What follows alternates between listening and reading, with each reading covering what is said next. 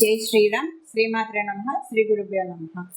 2024 సంవత్సరంలో వార ఫలితాలు. 2024 సంవత్సరం మార్చి నెల 24వ తారీఖు నుంచి మార్చి 30వ తారీఖు వరకు వార ఫలాలు గోచర గ్రహస్థితులు ఏ విధంగా సూచిస్తున్నాయి ద్వాదశ రాశుల వాళ్ళకి తదితర అంశాలన్నీ మనం తెలుసుకున్నాం.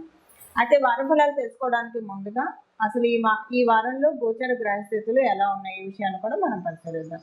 గురు భగవానుడు మేషరాశిలో సంచారం చేస్తూ ఉన్నాడు. కేతుదేవుడు కన్యా రాశిలో సంచారము.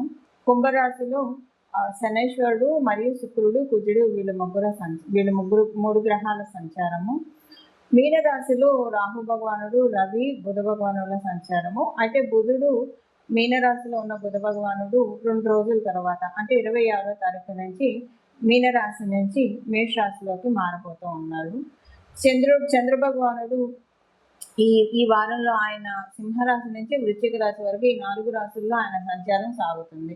ఈ గోచర గ్రహస్థితుల అనుసరించి ద్వాదశ రాశుల వాళ్ళకి ఎలాంటి ఫలితాలు ఉంటాయి ఈ విషయాన్ని మనం తెలుసుకున్నాము. అయితే ఈ విషయాన్ని తెలుసుకోవడానికి ముందుగా ఒకవేళ మీకు మీ జన్మజాతకం కనుక బాగా సపోర్టింగ్గా ఉంటే గోచరంలో ఏదైనా ఇబ్బందులు కలిగించే ప్రెడిక్షన్స్ ఉన్నా సరే అవి ఎక్కువగా మిమ్మల్ని ఇబ్బంది పెట్టవు, ఎందుకంటే మీ జన్మజాతకం బాగా ఉంది కాబట్టి. ఒకవేళ మీ జన్మజాతకం బాగోకపోయి ఈ గోచారంలో బాగా ఉంటాయి, అది మీకు ప్లస్ అవుతుంది, యావరేజ్ చేస్తుంది. జన్మజాతకంలో బాగోలేదు అన్న అంశాన్ని ఈ గోచారం మిమ్మల్ని కాపాడుతుంది. ఇప్పుడు రెండిట్లో బాగుంది అనుకోండి, మీ జన్మజాతకంలో ఇప్పుడు మీకు మంచి టైం జరుగుతుంది, గోచారంలో కూడా మీ రాశి ప్రకారం బాగా ఉందంటే ఇంకా బాగా యోగించే ఫలితాలు ఉంటాయని మీరు అర్థం చేసుకోవాలి. అలాగే మీ జన్మజాతకం బాగోలేదు, గోచార ఫలితాలు బాగోలేదు, అప్పుడు కొంచెం మీరు జాగ్రత్తగా ఉండాలి. మీరు తగ్గ పరిహారాలు చేసుకోవాలని ఒక చిన్న హెచ్చరిక మాత్రమే, అంటే అని సూచన మాత్రమే, హెచ్చరిక కూడా కాదులేండి, చిన్న సూచన మాత్రమే. అప్పుడప్పుడు ఉద్దాన పతనాలు అనేవి మనిషి జీవితంలో సర్వసాధారణం కదా. ఉద్దాన పతనాలు లేకుండా ఏ మనిషి జీవితం ఉంటుంది చెప్పండి? ఎలాంటి వాళ్ళకైనా రాజు దగ్గర నుంచి నిరుపేద దాకా అందరూ కూడా ఉద్దాన పతనాన్ని చూడాల్సిన వాళ్ళే, ఎవరు దీనికి ఎక్సెప్షన్ కాదు. సో అలా మరీ పతనాలకి వెళ్ళకుండా కొంత మనల్ని ఏదైనా ఒక శ్లోకం చదువుకోవడము, ఒక మంత్రం చదువుకోవడము, ఒక నామస్మరణ చదువుకోవడము, వీటి ద్వారా మనల్ని మనం ప్రొటెక్ట్ చేసుకోవడానికి అవకాశం ఉంటుంది. కాబట్టి దీనికి సంబంధించిన మన రెమెడీ కూడా ఇప్పుడు తెలుసుకుందాం. ఈ వారము గోచర గ్రహస్థితుల్లో ఒక ప్రత్యేకత కూడా ఉంది, అదేంటో ఇప్పుడు మనం తెలుసుకున్నాము.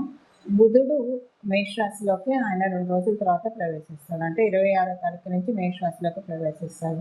అక్కడ ఆల్రెడీ గురు భగవానుడు కూడా ఉన్నాడు, గురుదేవుడు కూడా ఉన్నాడు. అయితే బృహస్పతి బుధుడు వీళ్ళిద్దరూ కలిసి ఉంటారు. ప్రతి సంవత్సరం కూడా ఒకసారి మేషరాశిలో బుధ భగవానుడు సంచారం చేస్తూనే ఉంటాడు.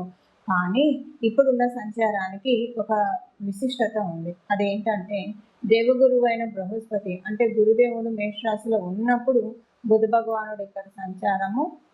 ఇప్పుడు మనం ఇప్పుడు అంటే మే 2వ తారీఖు నుంచి ఆయన గురు భగవానుడు మేషరాశిలోంచి వృషభ రాశిలోకి వెళ్ళిపోతున్నాడు.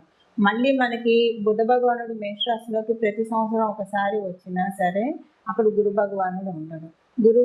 మేషరాశి అగ్నితత్వ రాశి. మనము గురు భగవానుడు కూడా ఒక అగ్నితత్వ రాశికి అధిపతి, అలాగే ఒక జలతత్వ రాశికి కూడా ఆయన కారకత్వం ఆధిపత్యాన్ని వహిస్తూ ఉంటాడు. అంటే మనకి నిత్య దైనందిన జీవితంలో మన పనులన్నీ కూడా చురుగ్గా వేగవంతంగా జరగాలంటే అగ్నితత్వం ఎవరికైతే బలంగా ఉంటుందో వాళ్ళకి ఇవి ఉంటాయి. మళ్ళీ ఈ అగ్నితత్వ రాశిలో ఏమైనా జలతత్వ గ్రహాలు వచ్చి పడితే అప్పుడు ప్రాబ్లం ఉంటుంది. వాయుతత్వ ఇవన్నీ మళ్ళీ మనకి ఇండెప్త్ వెళ్తే చాలా వేరే ఉంటుంది అనుకోండి. కాకపోతే ఒక అగ్నితత్వ రాశికి అధిపతి ఇంకొక అగ్నితత్వ రాశిలో ఉండడం చాలా మంచిది. అయితే బుధ భగవానుడు ఇప్పుడు అక్కడికి రావడం, ఎప్పుడైనా సరే గురు బుధులు కలిస్తే మంచిది. వీళ్ళిద్దరూ కలిసి ఉంటాయి కనుక ఇది కూడా కాలపురుషుడి కుండలిలోంచి మొదటి రాశి అయిన మేషరాశి కాబట్టి మీకు 12 రాశుల వాళ్ళకి కూడా ఇది చాలా మంచి ఇంపాక్ట్ ఇస్తుంది. ఒక రకంగా ఇది సరస్వతి యోగాన్ని కలిగిస్తుంది. అంటే సరస్వతి యోగం అంటే మనం చక్కటి నిర్ణయాలు తీసుకుంటాము, ఎవరితోటి ఎలా మెలగాలో అలా మెలుగుతాము, ఏం చేస్తే మనకి ఇబ్బందులు వస్తాయో ఆ పనులు మనం చేయము, ఇలాగ చాలా ఉంటాయి. సో ఏం చేస్తే మనకి సర్వదా మనకి శ్రేయమో అలాంటివన్నీ మనకి జరుగుతూ ఉంటాయి. గురుబుద్ధుల కలయిక చాలా మంచిది. మళ్ళీ ఇలాంటి కలయిక మళ్ళీ మనం వచ్చి 12 సంవత్సరాలు చూడలేము. ఎందుకు చూడలేము అంటే బుధ భగవానుడు ప్రతి సంవత్సరం మేషరాశిలోకి అయితే వస్తాడు. కానీ గురు భగవానుడు మేషరాశి నుంచి జరిగిపోయాక మళ్ళీ ఆ మేషరాశిలోకి రావడానికి 12 సంవత్సరాల కాలం పడుతుంది. అయితే ఇప్పుడు ఇదంతా నేను ఎందుకు చెప్తున్నానంటే, ద్వాదశ రాశుల వాళ్ళందరికీ కూడా కాలపురుషుడు కుండలిలో మొదటి రాశిలో ఆయన సంచారం చేస్తూ ఉన్నాడు కాబట్టి, ఇది మనందరికీ ఒక చక్కటి అవకాశము.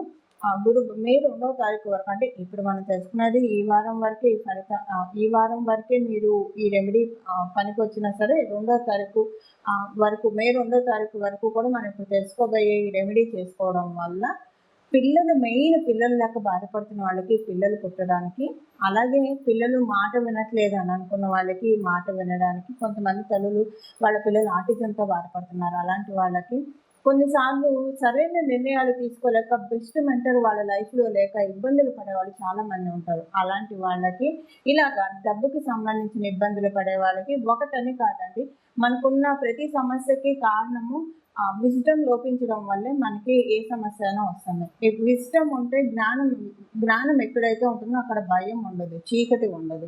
భయం ఎప్పుడైతే మన లైఫ్ నుంచి తొలగిపోతుందో మనం అత్యద్భుతమైన నిర్ణయాలు తీసుకోగలుగుతాం. దానికి ఇప్పుడు మనం తెలుసుకునే ఈ ట్రాన్సిట్ ఉపయోగపడుతుంది కాబట్టి దీనికి ఈ పరిహారం, ఇప్పుడు మనం తెలుసుకోబోయే పరిహారం చేసుకుంటే చాలా బాగా ఉంటుంది.